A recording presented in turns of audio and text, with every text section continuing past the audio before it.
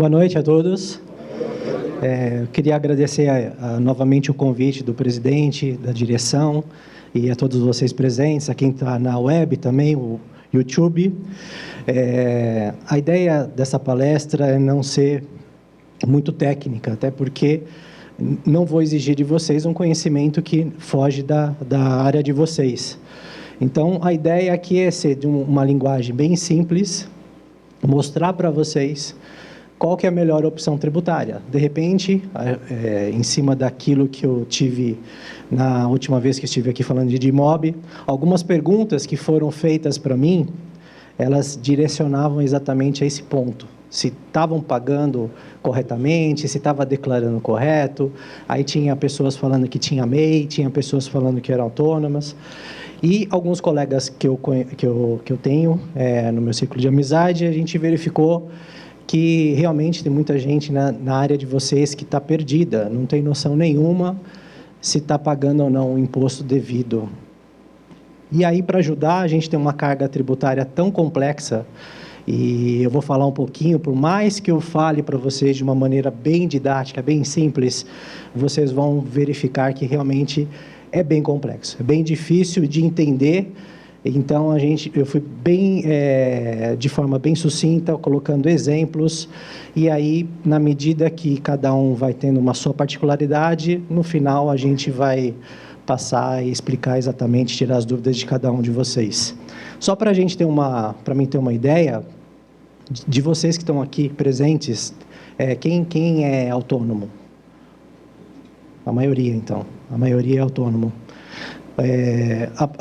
O lado bom do caso de vocês é que realmente foge um pouquinho a necessidade de ser CLT registrado na carteira, como vocês podem trabalhar para diversas empresas na intermediação, e isso ajuda bastante, tanto o lado de vocês, que não precisam ter carteira assinada, controlar ponto e tudo mais, como também da pessoa contratante nos riscos trabalhistas e tudo mais que afeta demasiadamente a operação.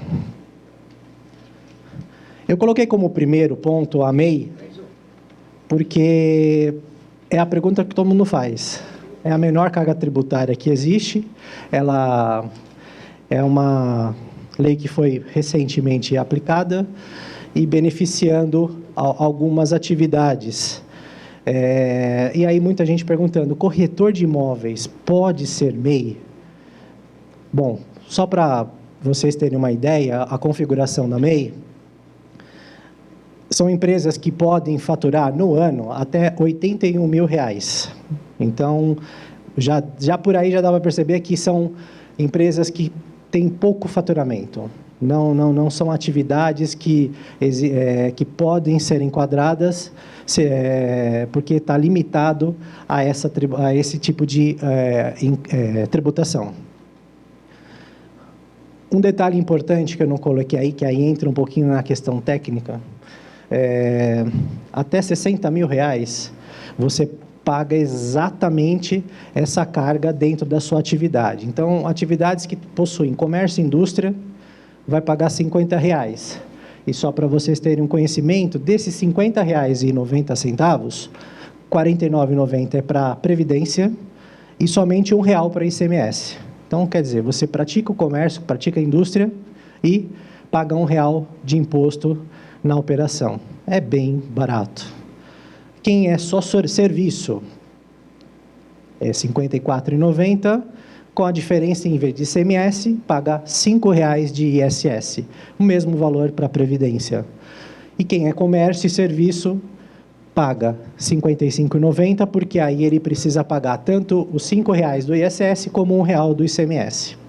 Esse valor ele é fixo mensal, independente de você faturar R$1.000, não faturar nada, faturar R$5 mil por mês, você paga uma guia só nesse montante dentro da sua atividade. Só que o lado triste da história para vocês é que, infelizmente, para corretores de imóveis, não pode ser MEI. Eu até coloquei aqui a fonte, que nós temos um portal do microempreendedor individual. Lá existe a relação de todas as atividades que podem ser enquadradas, e aí vocês vão verificar que realmente a atividade na área de vocês não pode. É uma pena, mas é uma resposta para muitas dúvidas aí, porque na palestra anterior tinha uma pessoa aqui que ela era MEI, e ela emitia nota da MEI para as corretagens dela. Então, tá ilegal. Eu expliquei para ela, falei assim, ó, você tem que realmente cancelar essa empresa, não pode, porque você está cometendo erros e crime, né? Principalmente. Vamos iniciar, então, no autônomo. Já que todo mundo é autônomo, vamos identificar a característica de vocês. Vocês são um profissional liberal, sem vínculo empregatício, é aquilo que eu falei, não precisa de carteira de trabalho, vocês trabalham conforme demanda, conforme empreendimento, incorporação e tudo mais. Os honorários são recebidos através de uma RPA, todo mundo aqui conhece melhor que eu a RPA, concordam? Pois bem, em cima dela a gente vai entrar explicando toda a carga tributária, até para vocês verificarem se vocês estão emitindo a RPA corretamente. E a pergunta, que também todo mundo fez na palestra anterior da DIMOB, era: preciso entregar DIMOB? Preciso entregar DIMOB. Ah, mas eu não sou PJ. Não importa, você é autônomo. E você faz parte da intermediação, que é uma das fichas obrigatórias a serem preenchidas na DIMOB. Não entrando muito em detalhes na DIMOB, mas todo mundo lembra que tem que, dentro da operação do contrato, nós temos a parte que comprou, a parte que vendeu e a que intermediou. As três pessoas estarão sendo preenchidas, as pessoas que venderam, intermediaram, entregam as suas declarações. Não necessariamente na mesma, cada um entrega a sua, informando exatamente o que aconteceu naquele contrato de compra e venda. E a ficha que vocês irão preencher com os detalhes da operação que referente à negociação, que faz parte da sua atividade, está na ficha de intermediação. No preenchimento da declaração pessoa física, por ser autônomo, e por força da DIMOB preenchida, vocês têm exatamente toda a receita que foi obtida durante o exercício calendário anterior. Lembrando sempre que entregamos a declaração nesse exercício referente ao ano calendário do ano anterior. Então, este ano de 2019, nós estaríamos entregando, vamos entregar, né, porque agora até abril, todas as informações de rendimentos que ocorreram no período de janeiro a dezembro de 2018. E aí vocês têm duas fichas para preencher lá. Se vocês tiveram rendimentos de pessoa jurídica, tem uma ficha exatamente específica para vocês colocarem lá o CNPJ, o nome da empresa e o rendimento obtido, se houve retenção, não houve retenção, para os rendimentos tributáveis na PJ. Se vocês tiveram rendimentos na pessoa física, pessoas físicas te pagando, vocês possuem uma ficha também para esse fim. E lá vocês vão declarar toda a sua renda. O que é o detalhe interessante do autônomo também? Muita gente não sabe. Na ficha de rendimentos, você também preenche, mês a mês, o Carnê-Leão. Alguém conhece esse programa chamado Carnê-Leão? Esse é uma declaração que você faz mensal, para você não ter que pagar um imposto tão alto no ajuste, porque você não pagou nenhum imposto durante o mês, que este é o correto. Você teve receita em janeiro, você preenche o Carnê-Leão com suas receitas, com as suas despesas que vocês tiveram relacionadas àquela receita, e aí, automaticamente, ele vai verificar os gastos, deduzir da sua receita e encontrar uma base para aplicar o imposto de renda. E ali você já paga o DARF no mês seguinte. Você pagando esse DARF mês a mês, no final do ano, você utiliza esses DARFs como crédito, como imposto antecipado, e no final do ano, no ajuste, ele vai verificar. Você pagou o imposto suficiente durante aquele mês a mês? Pagou, então você tem a restituir. Ou ficou 0 a 0. Ou, não, fiz as declarações e no ajuste ainda vou precisar pagar um complemento. É exatamente assim que funciona a declaração de imposto de renda. E a carga tributária do autônomo, ela obedece basicamente duas tabelas. A tabela progressiva do imposto de renda da pessoa física, todo mundo conhece, ela é baixa, tranquila de ser paga. E a tabela do INSS, que você precisa fazer a retenção no RPA. Vamos vê-la? Tabela progressiva deste ano, até R$ 1.903,98 não tem imposto. Lembra-se que não tem imposto naquele rendimento do mês. Pode ser que na soma de rendimentos, aí atinja. Então, por exemplo, eu recebi R$ 1.000 de comissão numa intermediação de um aluguel e R$ 1.500 de uma outra empresa. Os dois rendimentos não atingem a tabela, se você for analisar individualmente. Porém, como você teve os dois rendimentos dentro do mês, no Carnê-Leão você preenche e soma-se os dois rendimentos, 2.500. Opa, aí sim.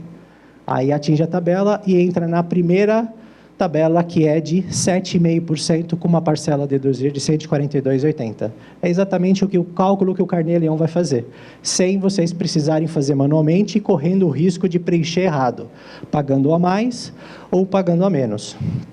E assim vai indo até o limite. Rendimentos acima de 4.644 para a alíquota. Ufa, cara, ainda bem, né? 27,5%. Então, tudo que for acima desse montante é exatamente os 27,5%, com uma parcela a deduzir de R$ 869. E a tabela do INSS? Nós temos também as faixas de rendimento, onde vocês vão aplicar a retenção no RPA de vocês, lembrando-se que o desconto máximo de INSS é R$ 642,34. Então, esse é o teto máximo que vocês vão reter no recibo de RPA. Vocês retêm o INSS no recibo? Não, né? Paga bruto. Depois a gente vê o que acontece. Pois bem. Aqui eu fiz um exemplo de 3 rendas diferentes. Uma de R$ 10.000, uma de R$ 20.000 e uma de R$ 40.000. Pois bem, aqui eu fiz o cálculo do Prolabore, todos atingem o teto máximo, porque lembra, os rendimentos lá da tabela anterior são superiores a 5.839, que dá exatamente os 642. Então, aplica os 11%, vai dar maior que 642? Não, limita-se a esse valor a deduzir. Eu coloquei aqui um caso de um dependente, então às vezes a pessoa tem um filho ou uma filha, pode ser abatido da base de cálculo do imposto de renda. Alguém sabia também disso? Isso é muito importante. Por isso, do Carnê-Leão, para não errar o cálculo, é muito importante ele. E aí você encontra uma nova base. Essa é a base de cálculo para aplicação da tabela do imposto de renda. E vai seguir exatamente aquela tabela que vocês verificaram no slide anterior. Aplica-se, então, o imposto de renda, e aí você tem um total da sua carga tributária num rendimento de R$ 10.000, R$ 2.294. Na de R$ 20.000, R$ 5.071. E na de R$ 40.000, R$ 10.000. Verifiquem a alíquota efetiva, e é exatamente esse montante que o leão engole de vocês no mês. É alta. Por isso da palestra, né? Eu acho que é bem interessante para vocês verificarem o que a legislação exige, o que vocês estão fazendo e comparar. Poxa, eu preciso reduzir meu imposto. Eu preciso ficar legal, declarar todos os meus rendimentos, mas não dá para pagar 20% de carga tributária. Realmente é um valor muito expressivo. Por isso nasceu a personalidade jurídica. Eu vou falar um pouquinho para vocês, além do autônomo, pessoa física, nós temos a MEI, que é uma pessoa jurídica, que tem aquela limitação que nós falamos anteriormente, e também temos as tradicionais PJs, que é lucro presumido, simples nacional, e também temos lucro real. Eu não coloquei exemplo aqui de lucro real, porque a atividade de corretor de imóveis, ele não tem despesa suficiente para abater da sua receita, onde vai dar um resultado baixo para pagar imposto. Por quê? O lucro real, praticamente o imposto mais pesado, que é o imposto de renda e a contribuição social, mais o adicional de imposto de renda, nós estamos falando em 34% sobre o lucro. Quanto mais lucro, mais imposto vocês vão pagar. E vai dando mais adicional de imposto de renda. Ou seja, nem coloquei aqui.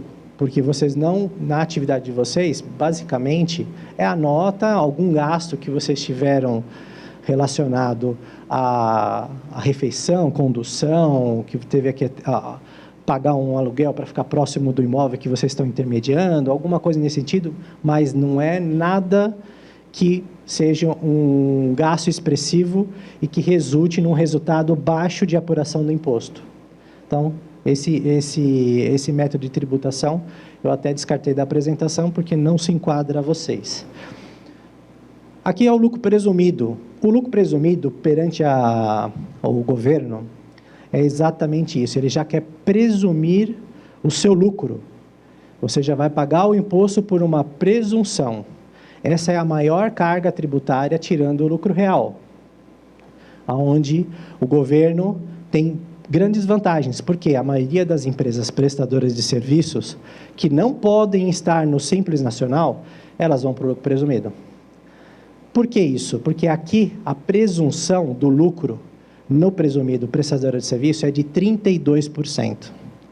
Se fosse lucro real, com certeza a margem de vocês seria superior a 32%. E aí o imposto ia ser bem maior. Mas para a Receita Federal, 32% de lucro está ótimo, porque ela vai já, de forma presumida e assegurada, você já vai pagar um lucro que ela já almeja do mercado. Ela almeja sempre que toda a prestação de serviço ganhe 32% de margem de lucro final. No comércio, já é menor. No comércio, é 8%. E assim segue a tabela. O que muda no conceito de PJ presumido? A personalidade jurídica. Não são mais vocês que estão declarando, é a empresa que vocês estão constituindo. Aonde vocês entram nessa história? Vocês são os sócios proprietários. Vocês constituíram essa sociedade com o objetivo fim de corretagem de imóveis.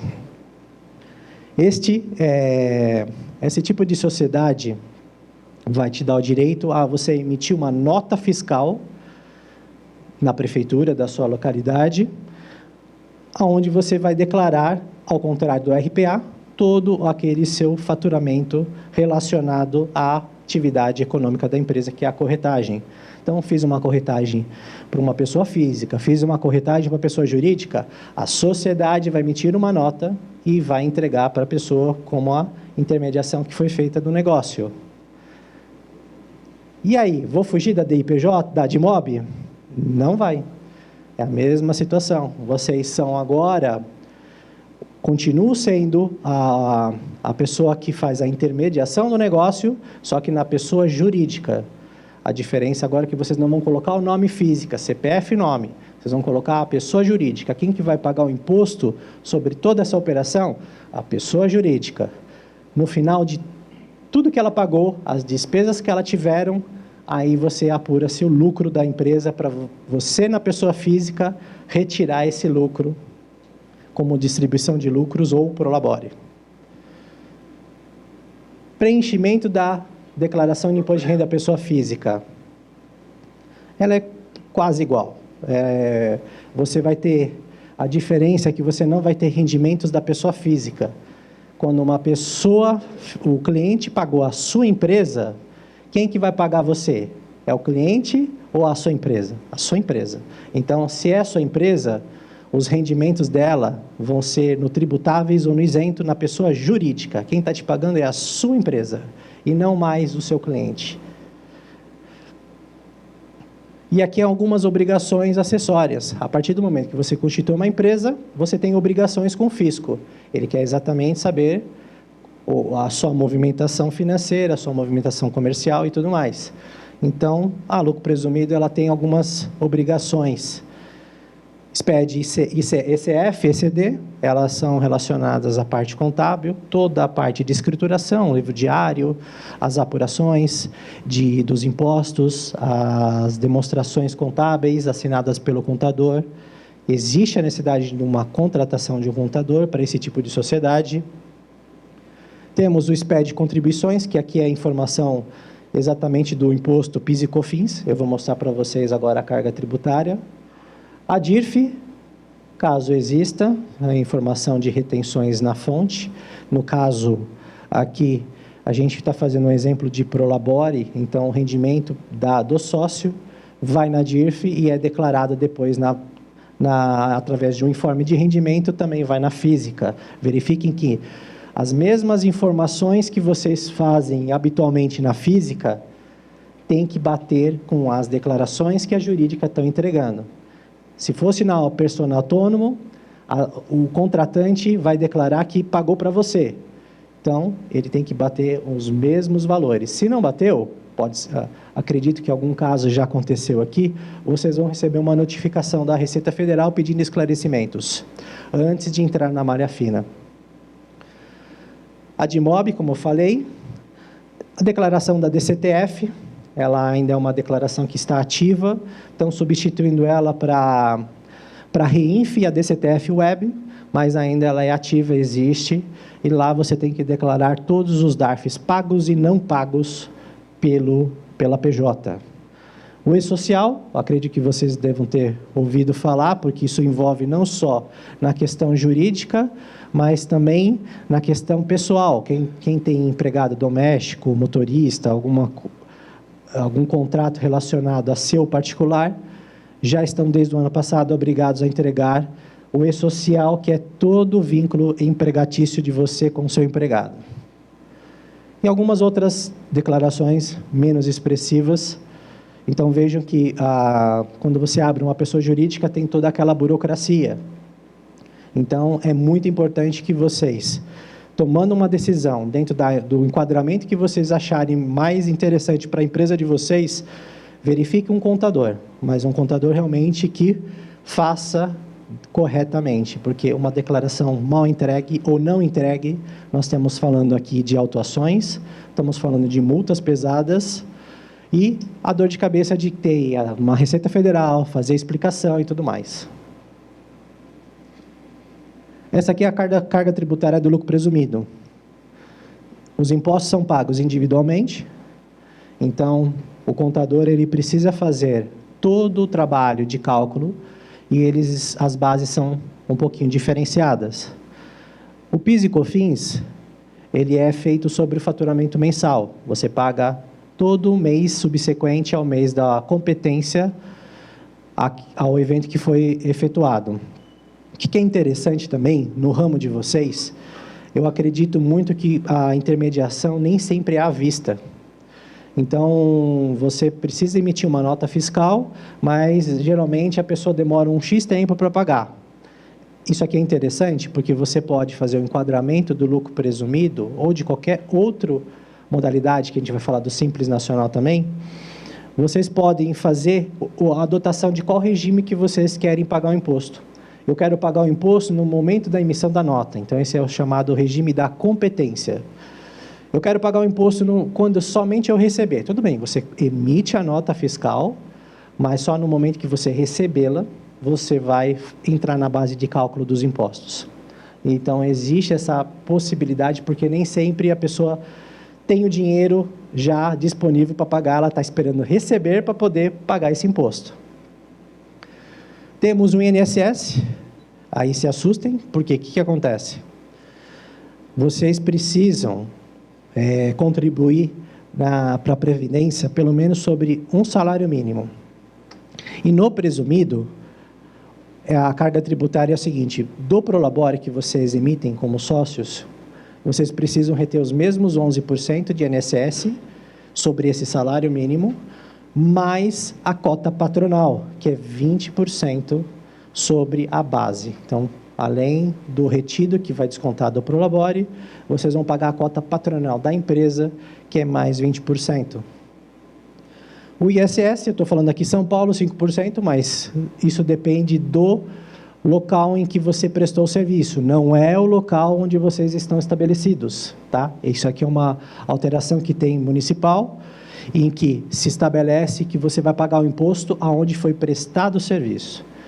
Se eu estou em São Paulo e eu prestei o serviço em Barueri, o ISS que vocês vão pagar é do Barueri, tá bom? Isso é muito importante e tem que medir um pouco de atenção na hora que vocês forem fazer a intermediação, saber qual que é a carga tributária que cada um de vocês tem. Se vocês contratarem o contador, ele imediatamente vai falar para vocês a carga tributária que vai ser oferida naquela intermediação. O imposto de renda, que eu falei anteriormente, imposto de renda, adicional de imposto de renda e a contribuição social, somados 34%. O que é o adicional de imposto de renda? É exatamente o quê? Uma penalização para você ter lucro. Se você, no critério de lucro presumido, você paga esse imposto a cada trimestre. Ou seja, se você faturou 10 mil mês a mês, eu somo o primeiro trimestre, que a base é 30 mil reais. Passou de 60 mil? Não, então você não paga adicional de imposto de renda. Aplicado, se é a base de cálculo. O momento que você somado esse faturamento, aplicado à base do imposto de renda, ultrapassar os 60 mil, a partir desses 60 mil, aplica-se o excedente 10% de imposto de adicional. É pesado, né? Mas surpreendam-se. Vocês vão verificar que é mais barato que o autônomo. Se vocês faturarem 10 mil reais, nós estamos falando aqui, pagando todos os impostos e um prolabore de salário mínimo, vocês vão pagar uma carga tributária de 17,36%. 20 mil reais, cai um pouco, vai para 16,85%. E 40 mil reais, cai mais um pouco, 16,59%. Então, a gente fala, é uma burocracia enorme, são cálculos complexos, precisa de contador, por lei, não é só por uma questão de ajuda para fazer o cálculo, você precisa ter balanço, você precisa ter demonstrações contábeis, o contador vai assinar junto com vocês, só que a carga é mais barata. Ela é um pouco, mas ela é mais barata que o autônomo. Então, só lembrando, alguns impostos elas são pagas no mês subsequente e alguns são pagos trimestralmente. O que tem que ficar atento nesse tipo de empresa? Guardar o dinheiro para pagar o imposto. Porque nem sempre as pessoas guardam aquele faturamento mês a mês, chega no trimestre e vem o imposto maior, que é o imposto de renda e a contribuição social, e aí não tem dinheiro para pagar. E aí começa a bola de neve. Vamos falar um pouquinho de Simples Nacional? Simples Nacional, ele não é mais simples como era antigamente. O Simples Nacional ele ficou muito complexo. Principalmente depois que alterou a lei em 2018, onde se reduziu os anexos, eram 6 anexos, e passaram para 5. E em cima dos 5, ainda tem que fazer alguns cálculos para você encontrar a alíquota efetiva. Vamos falar um pouquinho do conceito dele. Personalidade jurídica não muda, continua sendo uma PJ, só que a tributação agora é do Simples Nacional. E aí a gente vai falar exatamente o que muda. Nota fiscal, a mesma situação. Emite-se a nota fiscal para todos os seus clientes, seja pessoa física ou jurídica. DIMOB, não preciso nem falar, obrigado a entregar a DIMOB. Não tem como sair dela. Na declaração pessoa física, não muda nada também. Todo o prolabore que eu fiz na empresa PJ, na minha empresa, eu recebo como rendimentos tributáveis. Os demais rendimentos, que é o lucro distribuído, por enquanto, rendimentos isentos e não tributáveis. Não tem imposto nenhum que caia sobre ele. Vocês observaram que eu coloquei sempre a figura do prolabore mínimo? Por que prolabore mínimo? Perante o INSS, para que você possa retirar lucros, você precisa pelo menos contribuir o INSS sobre um salário mínimo. Caso contrário, se vocês não recolheram pelo menos sobre um salário, o INSS entende-se que aquilo é o prolabore. Tudo aquilo que vocês sacaram é o seu prolabore. E aí ele tem que ser tributado, 100%. Então, às vezes vale mais a pena já se precaver e fazer o prolabore daquilo que é o seu salário mensal, um salário mínimo, e tudo que vier excedente é lucro. É interessante fazer isso em ata, faz uma ata da sua sociedade, da sua empresa, seja você individual, seja você com outros corretores também, não tem problema nenhum. Aí isso, o que muda é só o tipo de sociedade, tá? Obrigações acessórias, elas são um pouquinho menores que a do lucro presumido. Essa é a questão do simples. É só o objetivo do simples, ele é mais simples para o contador. Por quê? A sua tributação segue uma tabela, você paga o imposto numa guia só, e você tem menos declarações para informar para o fisco, mas a responsabilidade é a mesma, e a obrigação de bater as informações enviadas nessas declarações com a de pessoa física de vocês é a mesma também. Precisa bater, senão a dor de cabeça também haverá. Vamos ver a carga tributária? Propositalmente, eu coloquei 2 anexos aqui para vocês. O anexo 5 e o anexo 3. E vou explicar o porquê. Atividade de corretagem de imóveis é uma atividade que está relacionada ao anexo 5. O anexo mais caro do Simples Nacional. Só que agora não é simplesmente aplicar a alíquota que está ali. É preciso fazer um cálculo. Eu preciso aplicar a alíquota e, igualzinho à tabela progressiva do imposto de renda, eu tenho um valor a descontar sobre aquele imposto, aquela alíquota encontrada. Então, eu encontro qual que é o meu faturamento, em cima dele eu aplico a alíquota, e em cima dessa alíquota eu vou e deduzo aquele montante no meu nível de faturamento. Aí sim que eu encontro a alíquota efetiva e pago uma guia só no mês seguinte sobre aquele faturamento. Por que eu coloquei o anexo 3? Porque aí está o pulo do gato. Graças a Deus a gente tem legislação e graças a Deus a gente consegue algumas manobras do tipo ilegais. Acho que vocês nunca ouviram falar, mas existe dentro do Simples Nacional o fator R. O que é o fator R? O governo, ele estabeleceu o seguinte: se você tem um faturamento X e a sua carga da sua folha de pagamento é igual ou superior a 28% sobre o seu faturamento, você pode migrar para o anexo 3. Aí fala, puxa vida, não tenho funcionário, e agora? Eu emito R$10.000 e por causa de 2.800 eu não consigo ir para o anexo 3. Contrata um funcionário? Não precisa. Basta você, em vez de fazer o seu prolabore no valor de salário mínimo, faz o prolabore de 2.800. Você vai estar exatamente, a sua folha de pagamento vai ser o valor, a alíquota exata do fator R, possibilitando vocês irem para o anexo 3. Então, vamos ver o que acontece? Aqui é a explicação do fator R, né? Que eu acabei passando para vocês. Então, é feito o cálculo da folha. Quem não tem histórico, pega exatamente o início da sociedade, eu tenho um prolabore e o faturamento vai ser X, você já pode aplicar o fator R, porque já está enquadrada dentro daquilo que você exatamente tem naquele momento, sem histórico nenhum. Aplicada essa fórmula, atingiu os 28%, superior, ou é superior a 28%, você pode ir para a tabela 3. Vejam os cálculos. Para o faturamento de R$10.000, lembra-se lá do prolabore, 2.800, precisa pagar o INSS do prolabore, só que não precisa pagar a cota patronal. Esse é um outro benefício que o Simples Nacional nos concede. Lembra que eu falei dos 20% da cota patronal? No Simples Nacional, não. Porém, o retido precisa ser pago. A parte retida precisa ser paga. Os 11% tem que ser retido. Então, fiz a retenção, Tirei o dependente, não coloquei aqui, mas só para frisar novamente que eu coloquei todos os cálculos de imposto de renda a um dependente.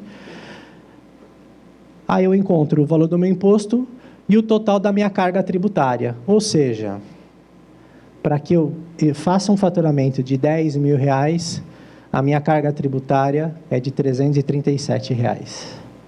Já melhorou bastante. E assim vai. Para R$20.000, nós temos R$1.000. E para R$40.000, R$2.651. Opa, desculpa, estou falando aqui por enquanto Prolabore, tá?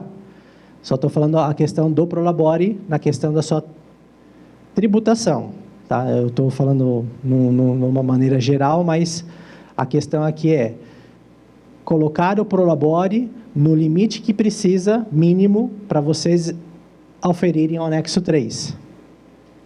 Se vocês permanecerem no anexo 5, eu coloco somente o Prolabore, salário mínimo, e aí automaticamente não atinge imposto de renda, mas tem que pagar o mínimo do Prolabore também.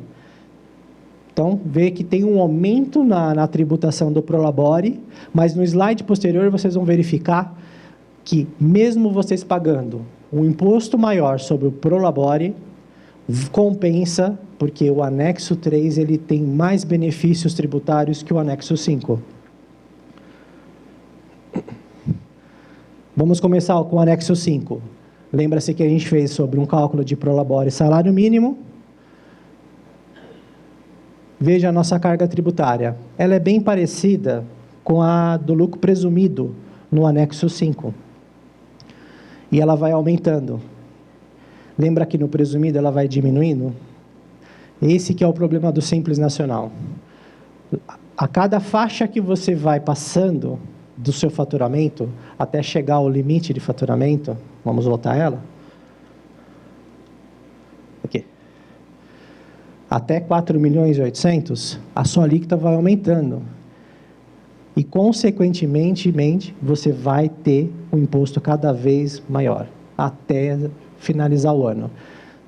E um detalhe importante também, fez a opção tributária em janeiro, ou no momento da sua constituição, até dezembro vocês precisam seguir ela.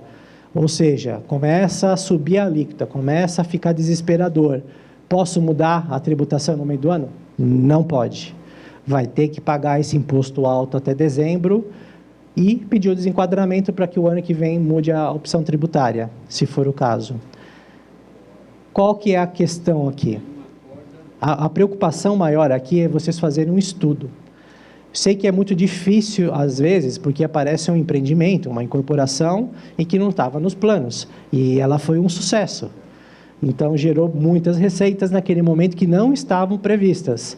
É uma notícia ótima, mas lembre-se da opção tributária que foi tomada. Então, é muito importante, no momento que vocês participarem de uma incorporação, já façam os cálculos com o contador para que vocês possam estar prevendo esse montante que vocês vão gastar até o final do ano.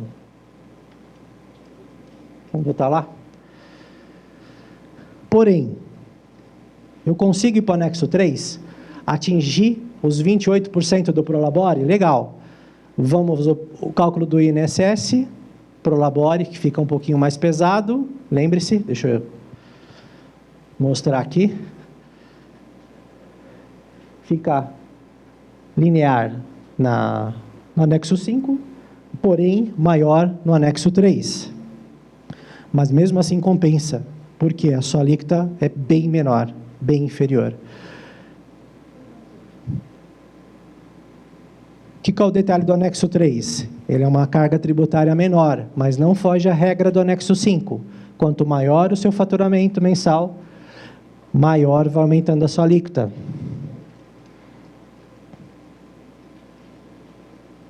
Aqui eu coloquei um resumo para vocês, para ficar mais visível, dentro de cada cálculo, dentro de um estudo tributário que vocês precisam fazer dentro da sua empresa, a opção que deu mais vantagem, e dentro desses 3 exemplos que eu coloquei, a menor carga tributária, estamos falando do Simples Nacional. O que é importante vocês fazerem? Sempre realmente o estudo tributário. Analisem caso a caso. Cada um tem uma renda, cada um tem um tipo de despesa, cada um tem dependentes diferentes, e aí tem que se levar isso em consideração todos esses pontos para que a gente possa fazer exatamente a melhor opção tributária para vocês.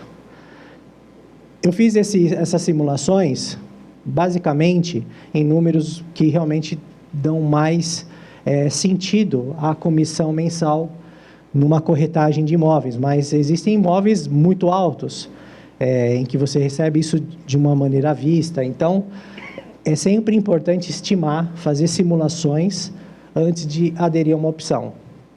Ou optar mesmo na tranquilidade da pessoa física.